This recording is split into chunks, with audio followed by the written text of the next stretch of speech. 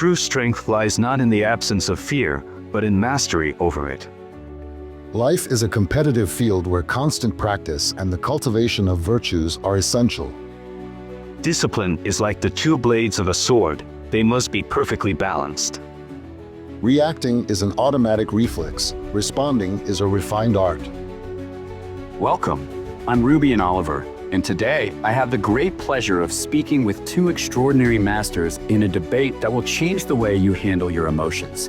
With me is the legendary Musashi, a samurai master who transformed the art of war into life wisdom, and the brilliant Aristotle, a Greek philosopher who revolutionized our understanding of human behavior. In today's episode, we will dive deep into a topic that affects everyone: how to master our emotions instead of being dominated by them. Have you ever stopped to think about how many times you reacted impulsively and later regretted it?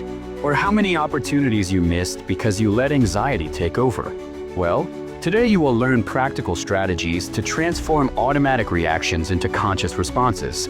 We will explore how emotional discipline can be your greatest ally, discover ancient techniques for dealing with anxiety and fear, and understand how to develop a more balanced and focused mind. So, get ready, because this conversation will give you powerful tools to identify and transform negative emotional patterns, develop self-control in challenging situations, and create smarter responses in moments of pressure. Musashi, let's start with you. How can we identify and deal with our harmful emotional patterns? Rubian, think of this as an internal battlefield. Victory over harmful emotional patterns begins with sharp awareness, just as a warrior must be attentive to every movement of the opponent. It's essential to observe your daily reactions. What emotions arise? Are they anchored in the past or fears of the future? Think of it as a mental battlefield, where strategy and adaptation are your main weapons. When anger or frustration arises, take a strategic pause. Breathe deeply and question, does this reaction reflect the present reality, or is it just a ghost of past experiences? Meditation and mindfulness are like a samurai's daily training. They strengthen your mind just as exercises strengthen the body. In the state of nothing, free from prejudices, you find the clarity needed for more balanced responses. Remember, this is a continuous path of improvement. Like a warrior who never stops training, you must pursue self-knowledge with constant dedication. Fascinating analogy with the battlefield. Musashi, Aristotle, I would like to hear your perspective on how to identify and deal with these emotional patterns that harm us. Look, Rubian, this process requires a keen, reflective gaze upon ourselves. Often, we react automatically without realizing the real trigger of our emotions. Imagine when you enter a new situation and feel an inexplicable anxiety. This could be an old pattern manifesting in the present. A valuable tool is to keep an emotional journal, recording your reactions and questioning their origin. Why did I feel this way? What triggered this emotion? Does this reaction correspond to the present moment, or is it an echo of the past? I think of it as cultivating a garden. Just as we need to identify and remove weeds for flowers to grow healthy, our harmful patterns need to be recognized and worked on.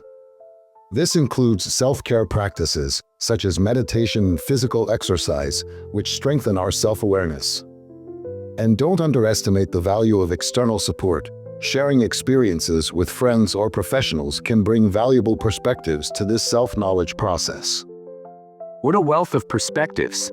Musashi brings us the warrior's view, where each emotion is an opponent to be understood and mastered, while Aristotle presents a more contemplative approach, like a gardener cultivating his emotional awareness. I see that, regardless of the approach, the path begins with careful observation of our reactions and a constant commitment to self-development. Let's explore more about this in our next question. Now I want to address a challenge we all face. When anger and frustration consume us, what strategies can we adopt to avoid reacting impulsively? Musashi, with your experience in self-discipline, what could you teach us about this?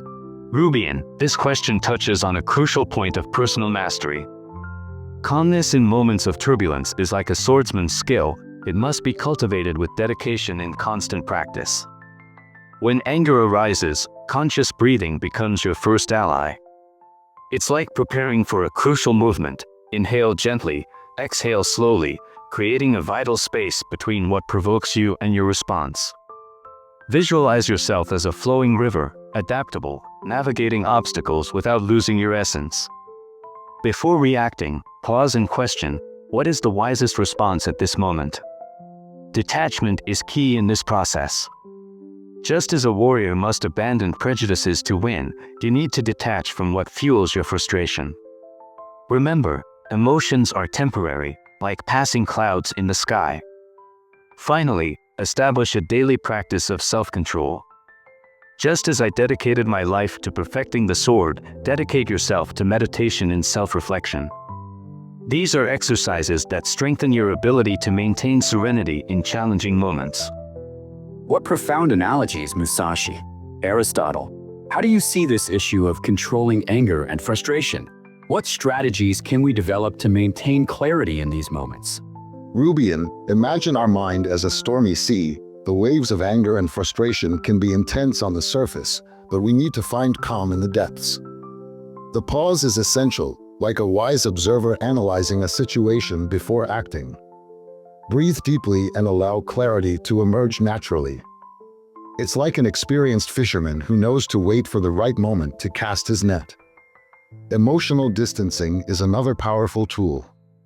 Observe the situation as if you were watching a play. This allows you to analyze what is truly causing your disturbance.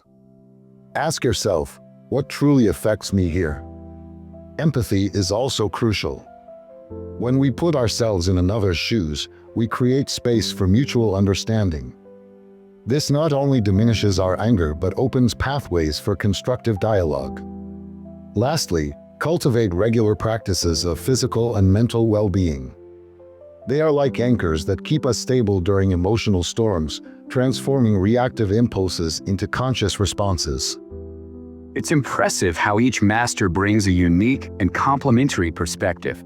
I've learned that managing our emotions is not about suppressing them, but about creating space for wiser and more conscious responses. Now let's address a topic that deeply affects our lives, especially in this current crazy world. To what extent can anxiety and fear paralyze us, and how can we overcome them? Musashi, with your experience in facing challenges, how can we deal with these powerful emotions?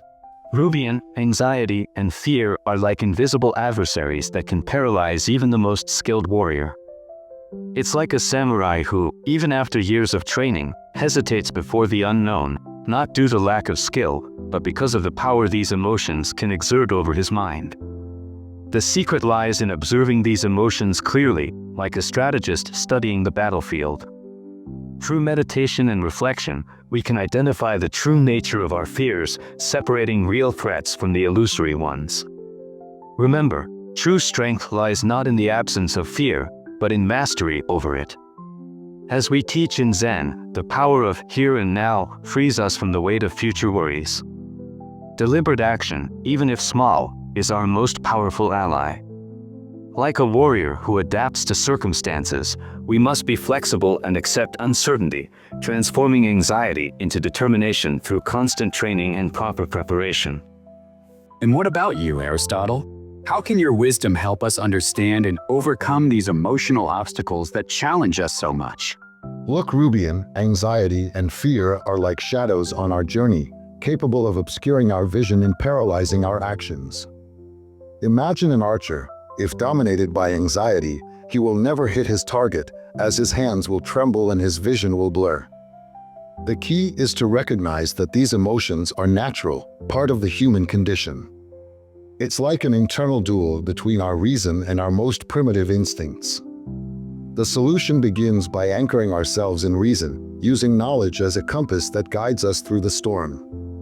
Regular exercise of both body and mind, combined with the practice of virtues, strengthens our ability to face challenges. It is through these practices that we build a solid foundation, allowing us to act with courage even in the face of uncertainty. Remember, life is a competitive field where constant practice and the cultivation of virtues are essential to overcome the paralysis that fear and anxiety can cause. Extraordinary how each perspective illuminates different aspects of this challenge. Musashi teaches us about the importance of conscious action and adaptability, while Aristotle shows us how reason and virtues can be our allies against fear. But now we have another crucial topic that directly affects our quality of life. What is the difference between reacting and consciously responding to challenging situations? Musashi, with your vast experience in internal and external battles, how do you see this distinction? Rubian, this difference is fundamental to personal mastery. Imagine an inexperienced warrior who, upon seeing a sudden movement, immediately raises his sword in an attack position. This is the reaction, impulsive and instinctive, that often leaves us vulnerable and can result in hasty decisions.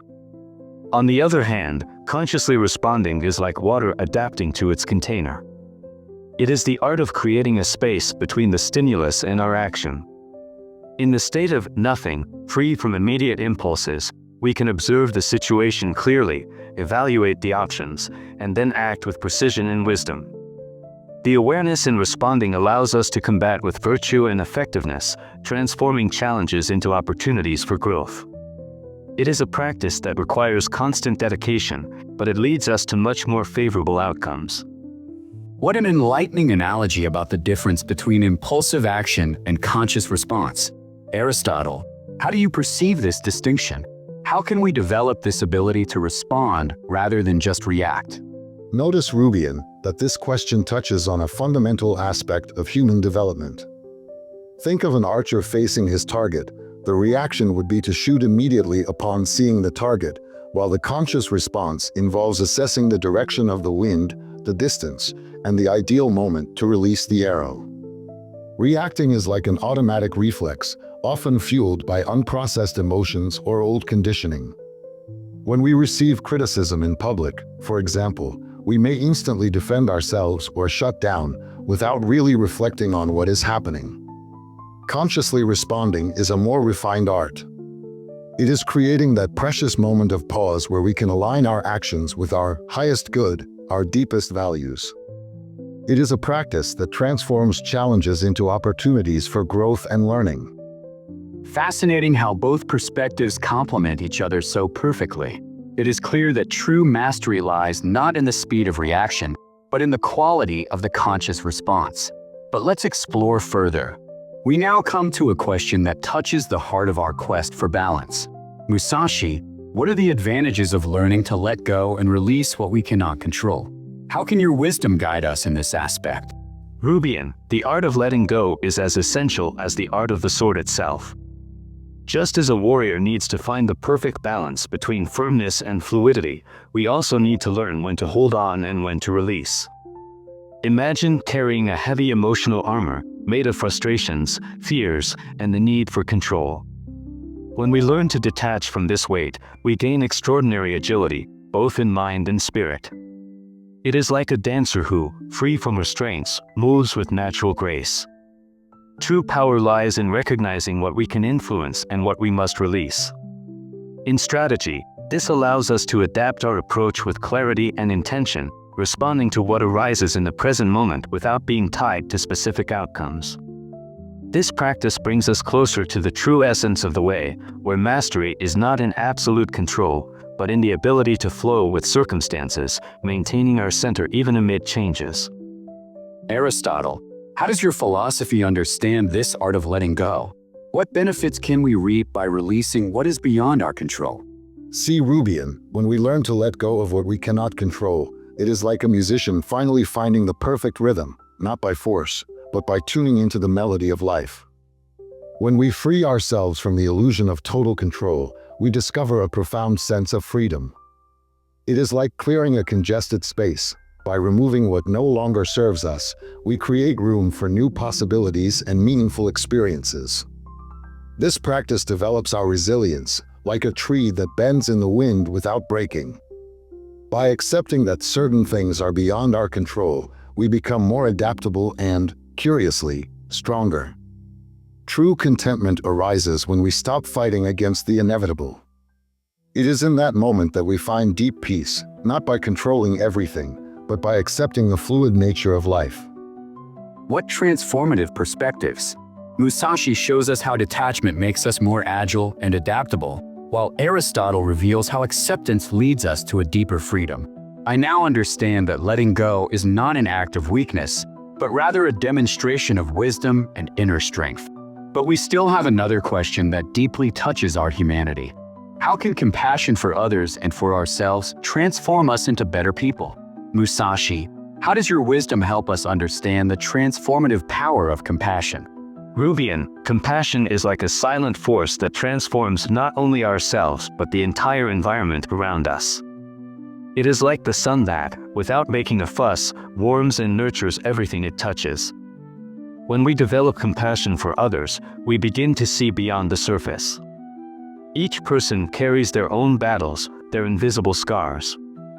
It is like observing a garden after a storm. Each bent plant has its story of resilience. Compassion for ourselves is equally vital. Many of us are masters of relentless self-criticism, like a warrior punishing himself for every imperfect move. But true strength lies in recognizing our humanity, accepting that learning is a gradual process. When we unite these two aspects of compassion, we become like a clear water spring in a desert, offering renewal both for ourselves and for those around us. This is the true essence of personal transformation. What a beautiful metaphor of the spring in the desert. But Aristotle, how do you see the role of compassion in our journey of personal development? Notice, Rubian, how compassion acts as a unifying force in our existence. When we cultivate this feeling, it is as if we cast an anchor that keeps us connected to our shared humanity. Compassion for others elevates us beyond the individual, allowing us to understand the struggles and challenges of others.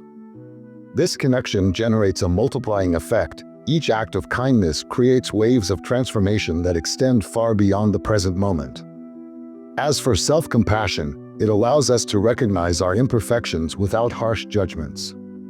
It is like a patient teacher guiding their student with kindness and understanding, allowing learning to flourish naturally. This virtuous cycle of compassion makes us wiser and more connected, like a harmonious melody that resonates in all our interactions, guiding us toward the greater good, both individually and collectively. Extraordinary how both visions complement each other. I realize that true compassion is not just a feeling, but an active practice that elevates us and deeply connects us to one another. But let's continue exploring these topics. A crucial question for our journey of development. How can personal discipline and emotional control help us achieve important goals and purposes? Musashi, how can your experience enlighten us in this aspect? Rubian, personal discipline and emotional control are like the two blades of a sword. They need to be perfectly balanced to achieve maximum effectiveness. Just as a samurai dedicates years to perfecting his technique, we too must commit to daily practices that strengthen our determination. Imagine a fighter preparing for a decisive battle. It is not enough to just train the body, the mind needs to be equally sharp. Emotional control is like maintaining perfect posture during a battle. It allows us to make clear decisions even under pressure, preventing impulsiveness from diverting us from our path. When we encounter obstacles, it is our ability to maintain focus and serenity that allows us to adapt strategies without losing sight of our greater goal. Like a warrior who rises after each fall, we must transform each challenge into an opportunity for growth and learning. Fascinating this perspective on balance and adaptation. Aristotle, how do you see the relationship between discipline, emotional control, and the achievement of our goals?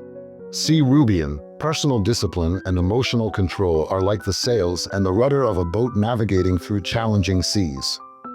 In moments of calm or storm, it is they that keep our course toward the desired destination.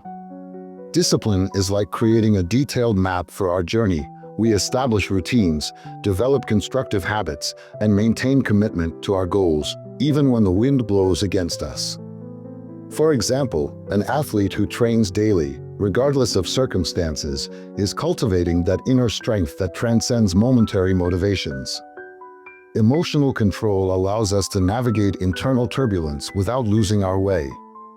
When we face frustrations or discouragement, it is this ability to remain calm and contemplate our emotions that allows us to adjust our course without abandoning our greater purposes. Remember, being disciplined does not mean inflexible rigidity, but rather developing the wisdom to adapt our actions when necessary, always keeping our essential goals in sight. Impressive how each master brings a unique and enriching perspective. It has become very clear to me that true power lies not only in willpower, but in the conscious combination of determination and adaptability. Now, another question that I consider important in our quest for healing and transformation. To what extent can positive thinking and a change of perspective heal us from emotional wounds? How does Musashi's wisdom help us understand this healing process? Rubian, the power of positive thinking is like a sharp blade, a powerful tool, but one that must be used with wisdom and understanding. Imagine a samurai facing an opponent. It's not just the technique that determines the outcome, but also the mindset he brings to the confrontation. A change of perspective is like learning to move fluidly on a battlefield. Just as a warrior must constantly adapt to circumstances, we must develop the ability to see our painful experiences from different angles. It's not about ignoring the pain, but transforming it into strength. Like a river finding its way between rocks, we need to learn to flow through emotional obstacles, allowing each experience to teach and strengthen us. The positive mindset acts as a guide on this journey, helping us navigate through turbulent waters without losing our essential direction. Very interesting, Musashi. And what about you, Aristotle? How do you see the role of positive thinking and a change of perspective in healing our emotional wounds? Look, Rubian, thinking positively is like tuning a musical instrument, necessary, but not sufficient to create a beautiful melody. True emotional healing requires a balance between optimism and inner honesty.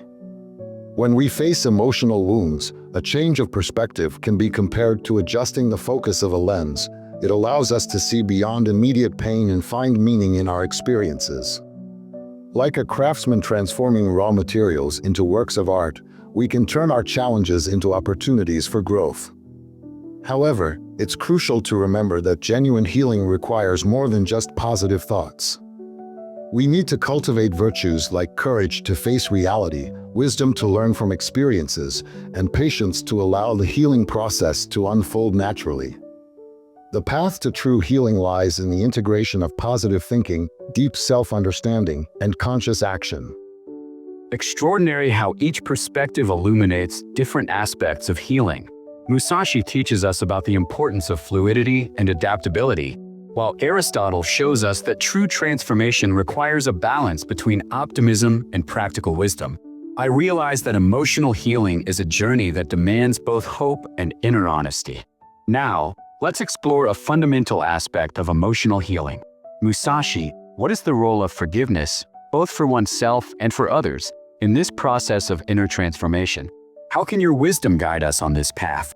Rubian, forgiveness is like a powerful sword technique that, instead of hurting, liberates. When we carry grudges and resentments, it's as if we are constantly fighting shadows from the past, wasting vital energy that could be directed toward our growth. Forgiving oneself is particularly challenging. It's like a warrior who needs to accept his battle scars not as marks of shame, but as witnesses to his learning journey. When we loosen the bonds of self-forgiveness, it's like shedding a heavy armor that has been holding us back. Forgiving others is a demonstration of true strength. It's like choosing to lay down arms not out of weakness, but out of wisdom. Holding on to resentments is like carrying a poisoned sword that, in the end, only harms the one who wields it. Remember, forgiving doesn't mean forgetting or minimizing what happened, but rather choosing to free oneself from the weight of the past, transforming painful experiences into lessons that strengthen us. What a powerful analogy about freeing oneself from the weight of grievances, Musashi. Aristotle, how do you see the role of forgiveness in our emotional healing journey? Notice, Rubian, that forgiveness acts as a key that opens the doors to our emotional liberation. It's like a lighthouse that illuminates the path to inner peace, allowing us to navigate beyond the turbulent waters of resentment. When we practice self-forgiveness, we create a sacred space of understanding and compassion for ourselves. It's like a safe harbor where we can anchor and acknowledge our humanity, with all its imperfections and possibilities for growth.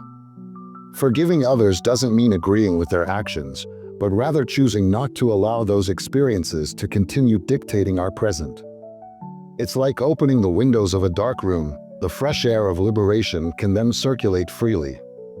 Through forgiveness, we create an internal environment conducive to healing and emotional flourishing, allowing us to live more fully and consciously. Impressive. Now I better understand that forgiveness is not just a gesture of kindness, but a powerful tool for our own liberation and growth. Now we come to a question that many of us face daily. When comparison with others harms us, how can we focus on our own path of evolution? Musashi, how does your experience help us deal with this challenge? Rubian, when we get lost in comparisons, it's like trying to measure the flow of a river with a simple ruler. There will always be something that makes us feel inadequate. The true challenge is not to be better than others, but to become the best version of ourselves. Think of a warrior in training. If he constantly looks at the movements of others, he will lose his own focus and rhythm. Instead, we should turn our gaze inward, assessing our own progress and learning. The practice of daily reflection is essential. Keep a record of your evolution, not just of victories, but also of challenges overcome. Each step, even small, is a vital part of your unique journey. Remember, you are forging your own path, just as each sword is shaped uniquely. Instead of consuming yourself with the light of others, become a beacon in your own darkness. What a powerful metaphor about forging our own path. Aristotle, how can we deal with these harmful comparisons and maintain focus on our own evolution? Look, Rubian, each individual has their own function and purpose, just like each instrument in an orchestra. When we focus on our own music, we naturally develop our unique virtues and talents. Imagine an archer focused on his target. If he constantly diverts his gaze to other archers, his accuracy will inevitably fail. Similarly, we must cultivate our talents and seek excellence in our own journey. The practice of virtue and the pursuit of the good show us that our growth should be guided by internal principles, not by external comparisons. True happiness comes from self-confidence and the recognition that each step taken is part of our unique story. Fascinating how both perspectives complement each other. Musashi reminds us that each forges their own path, while Aristotle shows us that, like instruments in an orchestra, each has their unique role. I realize that true evolution is not about competing with others, but about honoring our own journey of development. Well, that's it. What an incredible conversation we had today. Today we saw how we can transform our reactions into conscious responses, develop emotional self-control, and create practical strategies to deal with anxiety and fear. Musashi and Aristotle brought us unique and complementary perspectives that help us navigate our emotions better. I want to immensely thank our special guests. Musashi, your ancient wisdom of the warrior's path has taught us much about discipline and adaptability. And Aristotle, your deep reflections on virtue and emotional balance are truly transformative. It would be an honor to have you both again on our channel to continue these rich discussions. And speaking of transformative content, if you enjoyed understanding more about how to deal with your emotions, be sure to check out our video on mental health with Krishnamurti and Lao Tzu, where we delve deeply into how we can free ourselves from limiting patterns and find authentic inner peace. I also highly recommend our episode with Alan Watts and Marcus Aurelius, where we discuss individuality, perseverance, and the search for meaning in a constantly changing world. I'll leave the links to these two videos here on the screen. And if you're enjoying this life-transforming content, don't forget to subscribe to the channel. We always bring deep and relevant themes like this, with extraordinary masters to guide us. Thank you for watching until now, and I wish you to be free from everything that takes away your peace.